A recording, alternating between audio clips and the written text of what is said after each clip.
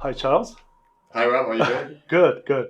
Thanks for having me today. And I'm very pleased meeting you today in person. hmm I know we've been working a lot on our common clients together.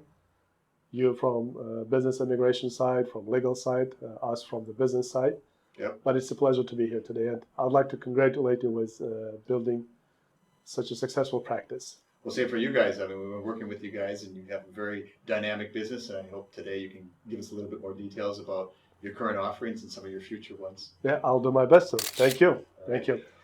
So let us, if you don't mind, Charles, let us start with the business side first. This is, I think, one of the entry points for the clients whenever they start asking questions, sending their inquiries. Uh, First of all, they would like to build up something of their own here. It's not just relocating to this country, right? hmm Especially when we're speaking about business immigration. These are entrepreneurs, these are business-minded people. They would like to own something of their own here, start something, launch something. So if you allow, I'll just give very brief overview of what we do Okay. in this context, and maybe it will be also interesting for your audience who might not know that we work together on some cases, hmm but still might be interested in business opportunities as well. Absolutely. And then I would like to ask you to do the same thing for our audience, who doesn't know always that we have such great partners like you guys, but who might have questions on the business immigration side. Sure. So I represent here today TruckStaff Solutions. TruckStaff Solutions is the logistics-focused consulting firm. We would say like we distinguish ourselves from other consulting firms and services in this field, which is a very dynamic field. There are a lot of moving parts. You always need some expert advice and help being in this business. I would say we could distinguish ourselves with all other services with one main feature. We are current operators in transportation business. We are practitioners, so we don't only teach. I'd like to say we follow what we tell people. We follow what we build for other people in terms of businesses. So we are practitioners. We own and we've been operating our own transportation group of companies for many years now, almost 12 years.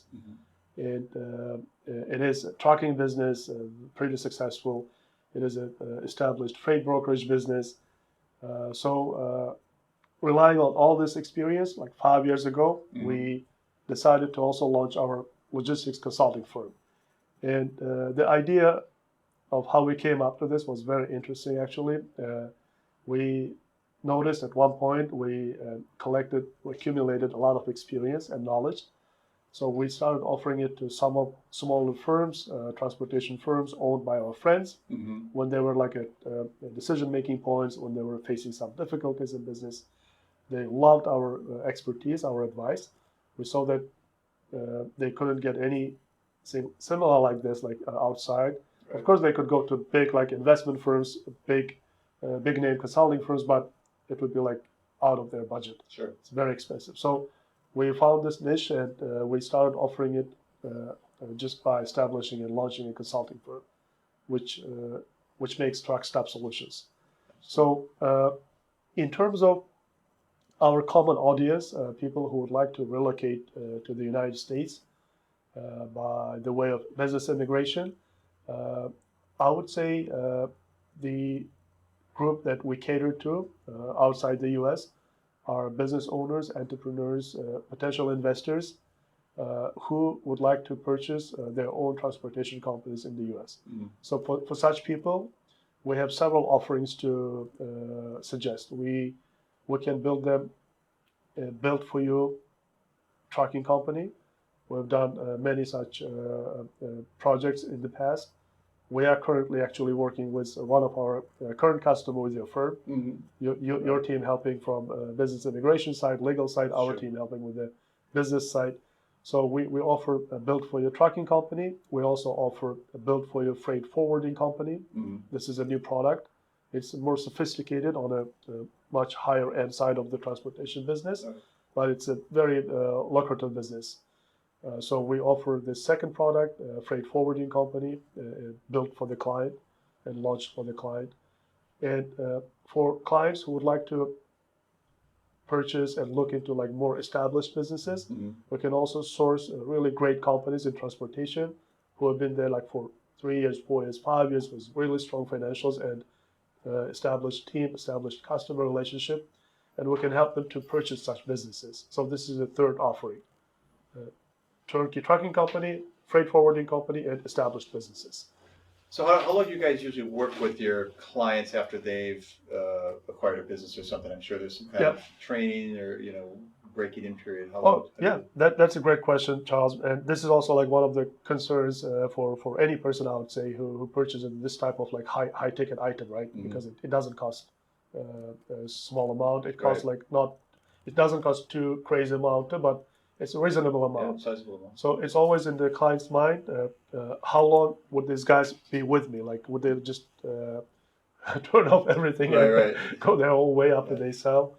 So it's not like that, especially in our way of engagement with the client. It's very tight-knit. Like although we call all of our offerings like built for you, but in essence, it's built with you. We tell this like outright from the beginning to the client that, hey, if you decide to embark on this, like we'll work with you like side by side, but we also expect some accountability from your side. You have to be open to the things we teach, to the processes we show you, because at the end of the day, when everything is done, launched, operating, it's you like who will be in charge. So it is built with you process always. So depending on the product we choose, let's say our most popular 5-truck company, built for you trucking company, was 5 trucks. It takes like 2 months, 8 weeks.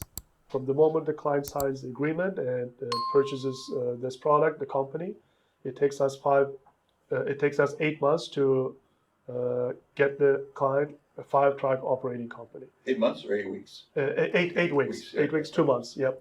For freight forwarding company, it takes a little longer because it's more sophisticated business. It takes up to 4 months to launch it, but then another like 2 months to start getting first customers. Gotcha.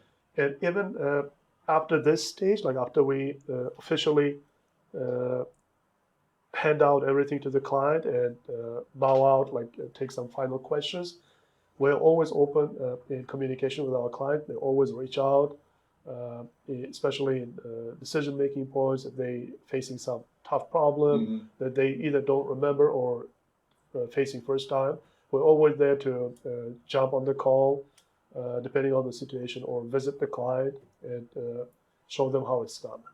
We're always in communication because at the end of the day, we would love our clients to build thriving, successful businesses, even like after we hand out the project and like have good relationship and good memories with you, with us.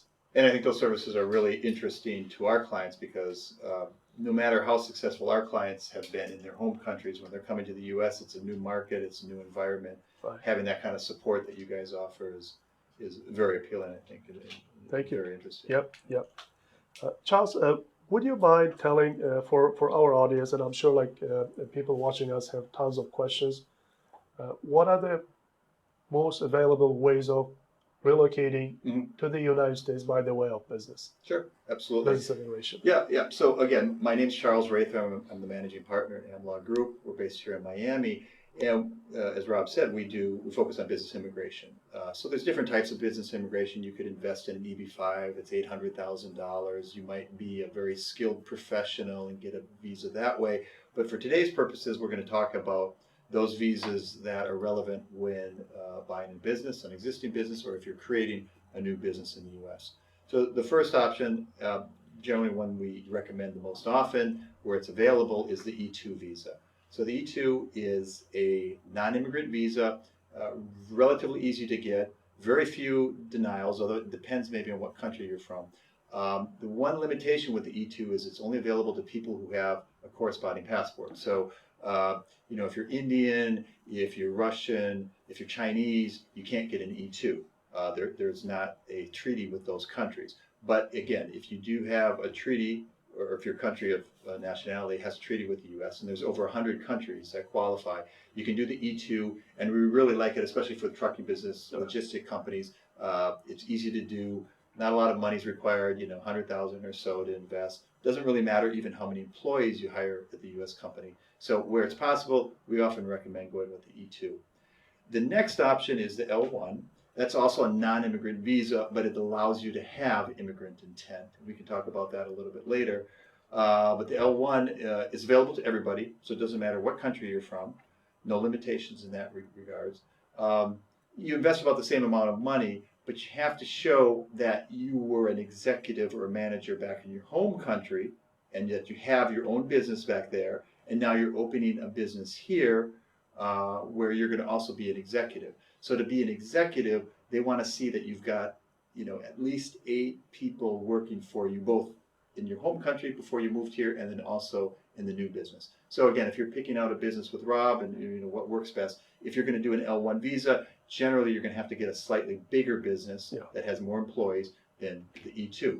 It's, again, very doable, but it's just something we need to coordinate at the beginning so that you're not looking at businesses that are appropriate for an E-2, and you come to us and we say, hey, we've got to do an Charles, L-1. at this point, like if the business that the person liked and picked, right, if it doesn't have initial number of employees from the beginning, could it be like built in? Yeah, that's a good point. Yeah, you can always build up the business. To qualify? Yeah. So sometimes we might have clients, maybe they start off with you guys, and there's only 3 employees or something. Now here's something I should add though, I didn't mention this, is for the L1, if it's a brand new business, you don't have to have any employees at the start. So you get a whole year, so it's almost like a startup visa. You get a whole year to build up the business.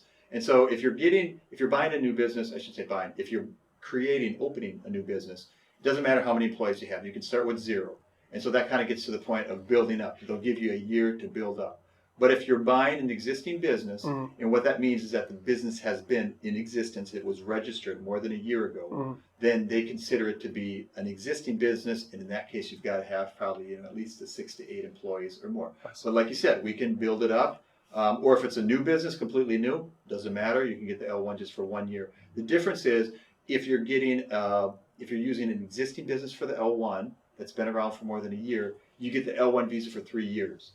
If you're opening a new business from scratch, you're going to get the L1 for 1 year. Wow. So pros and cons to the two. But like you said, maybe they found a really good business. They just got to build it up. Sure, you can build it up if you get the right number of employees after a while. I would say if you've reached that needed level of employees and operations, maybe after 2 or 3 months, then we can go ahead and file the L1. So yeah, that's obviously quite doable. I think it's a very good distinction of those two options, but those are the most common non-immigrant visa options, and the most common, probably the only green card option is the EB-1c. So the EB-1c is very similar to an L1 in terms of the number of employees you have to have, the prerequisites, the experience as an executive. The main difference is the U.S. business has to be operating more than a year. And they look at the profitability of the company for the EB-1c. They look to see that, okay, you've got enough money to pay this person who's going to get the green card. So you just got to show net profits of $50,000, $60,000, which isn't that much really. Charles, what does the only part mean like in this latest type of visa you mentioned? Like, does it mean the previous 2 types, L1 and E2, they don't qualify for green card?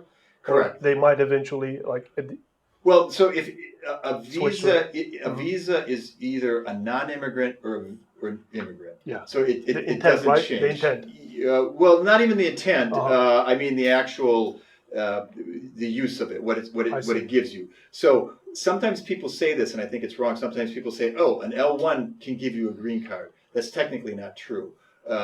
You could never have an L1 that gives you a green card. You could start with an L1 and then file an EB-1c, and that gives you the green card. I see. And because they're so similar, people sometimes say, well, the L1 gives you, but it's not true. So if you've got a non-immigrant visa, L1, E2, the intent thing is a little different. But an E2 or an L1 will never by itself give you a green card. You've got to file something else. Yeah, that's a distinctive phrase, like never by themselves. But correct.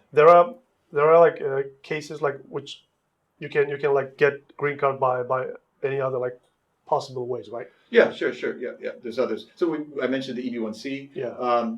If you're looking at some other options, with a business, Depending on the type of business, if we're talking about a trucking business, I think it would be difficult. But depending on the type of business, you possibly could get a green card through what's called the National Interest Waiver Program.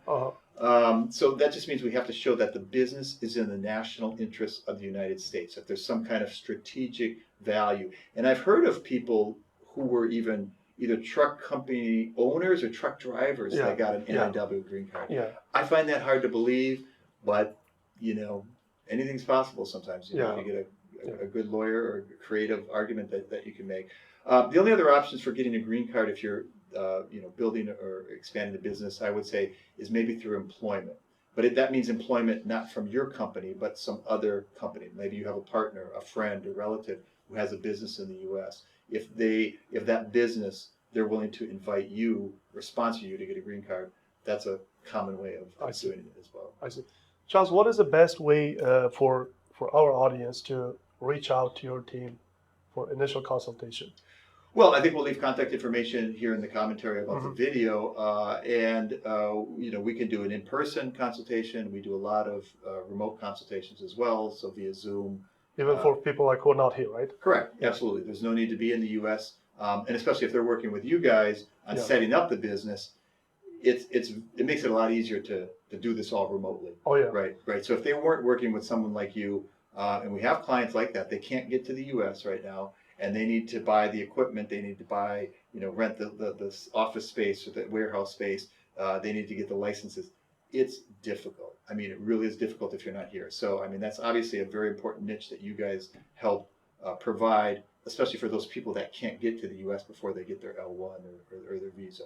But yeah, in terms of consultations, that's the best way to get the ball rolling, is setting up a consult with us. We'll have our contacts in the description below. Reach out to us online or in social media, and that's important because it helps the client understand when they're working with you guys. Okay, this is what we got to look for. We're going to need we're going to do an L1, so we need a slightly bigger company, or we're going to do an E2. Maybe we can have fewer employees and stuff like that. So that makes the job easier for everybody. So you know what the client needs. We tell the client what to focus on, and everything usually starts with a consultation so that everybody's kind of on the same page, and then they start working with you guys, putting the business together. And our clients also ask us often, what is the best way for them to start the process?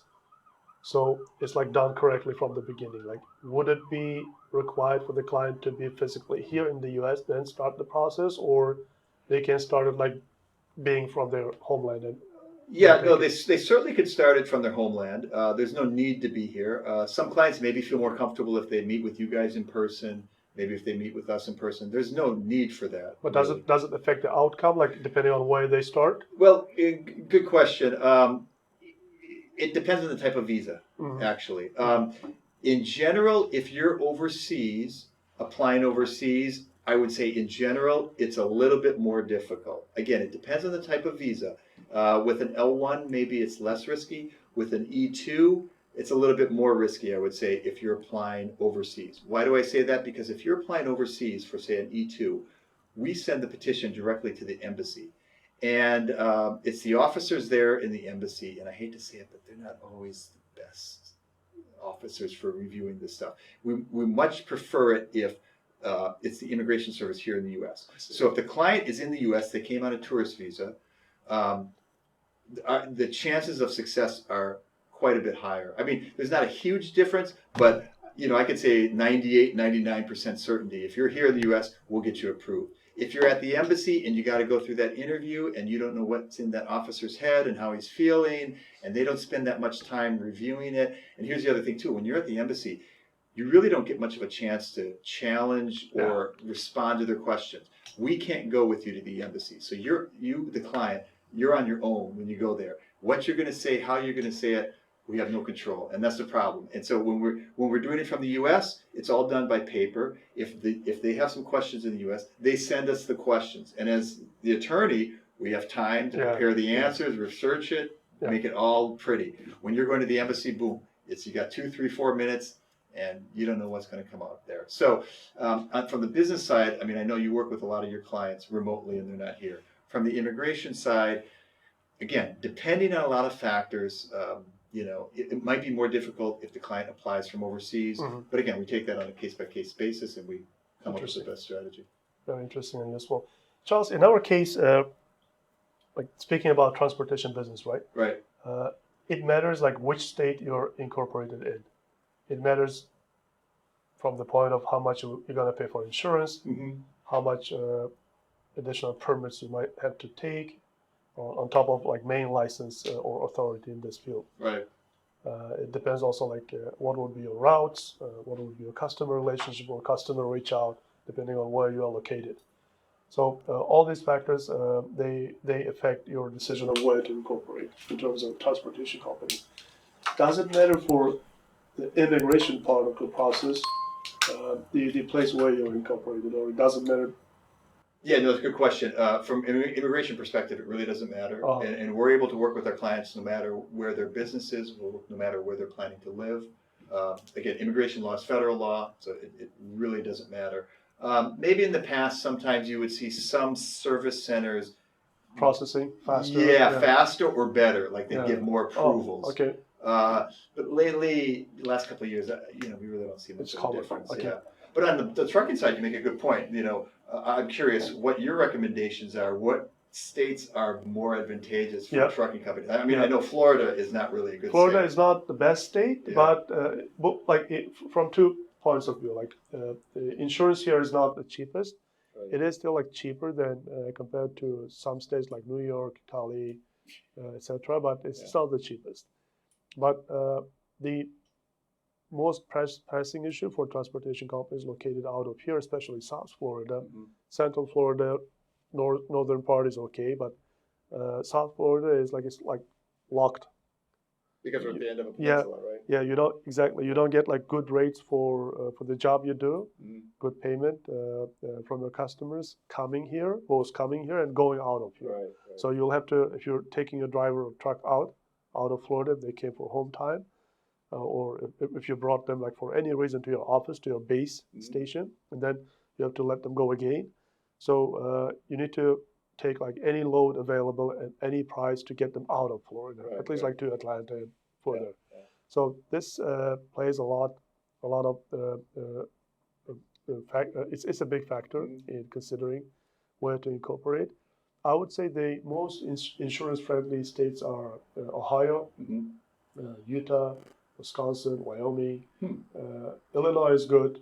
Interesting. So in our case, when clients decide to start a company with us or purchase a company with us, we always do our best to either like pick Ohio or Illinois as a state of incorporation. But again, it doesn't matter much where would you be based from. We use, like in most cases, we use either Ohio or Illinois as an incorporation place. But in most cases, our clients, especially the ones who are relocating from their home countries, they choose like some other state, like which is of their preference, which has some of their friends, some of their relatives. Maybe warmer weather. Yeah, maybe warmer weather, like even Florida. Yeah. And then we help them to set up their offices in the state of preference. But in terms of incorporation, they can still remain an Ohio company or Illinois company. So for insurance purposes, they look at the state of incorporation, not at the state of where the actual office is? Yeah. But again, everybody knows, I mean, it's official knowledge. You disclose it everywhere that you're a nationwide company, you're interstate, which means like you go to any state. So they know that your trucks will be running like nationwide. Sure. Yeah. So it is important. Yeah, I just wanted to know like your perspective from the immigration part, from the legal part, if it makes like any sense or no. Does any of the visas you mentioned, are they tied up like to so-called special economic zones, where like I've heard like some types of business visas or investor visas, they tied up to some regions. Yeah, I know what you're talking about. Yes. Job creation, stuff like that. That relates to just the EB-5 visas. So just EB-5, okay. Right? So EB-5, just for people who don't know, that's where you invest $800,000 in a business, and you have to create 10 new jobs. most EB-5s, the investors don't create their own business or invest in their own business. They invest in larger projects. Was it municipal Well, government? not necessarily Right? municipal, but larger development projects, maybe Uh, like construction of a shopping center, an office tower, residential complex, I see. where it's a $50 million, $100 million project.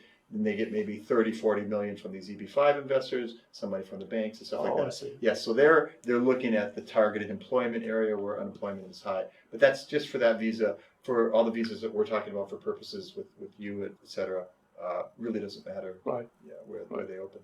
And I understand also you guys do a lot with, like you said, not only built for you, but built with you when you built these new businesses. But maybe you can tell a little bit about your training or academy, school that you guys have recently opened. Yeah, thank you for asking. It is actually a new program which we just launched.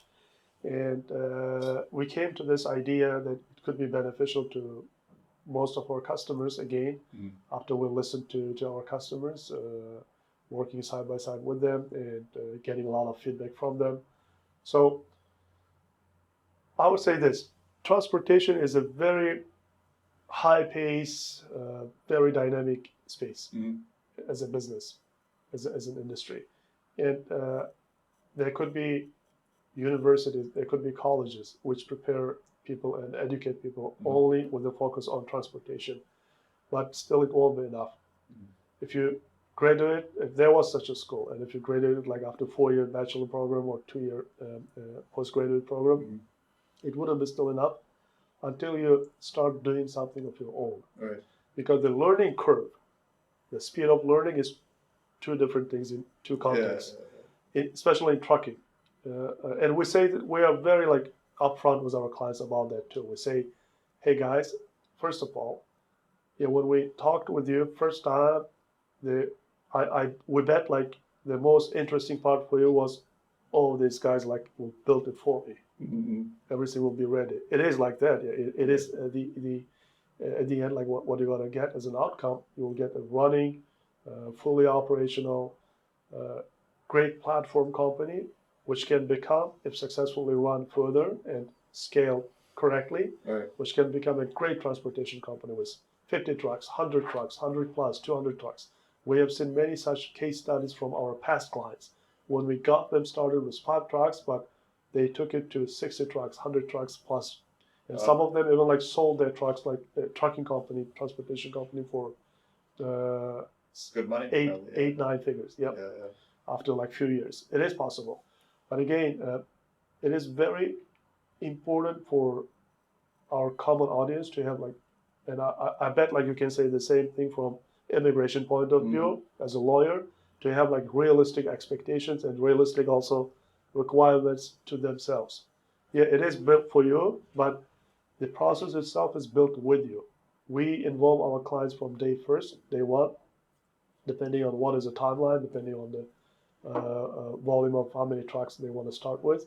If we're speaking about trucking company, we involve them from day one into a training program with our experts, where they will undergo 10 very deep sessions, training classes, looking at different aspects and key indicators, how the ways of measuring the success in trucking, and also looking at each individual department in trucking, department of the company, how they operate, what are the requirements for them, what are the expectations for them, etc.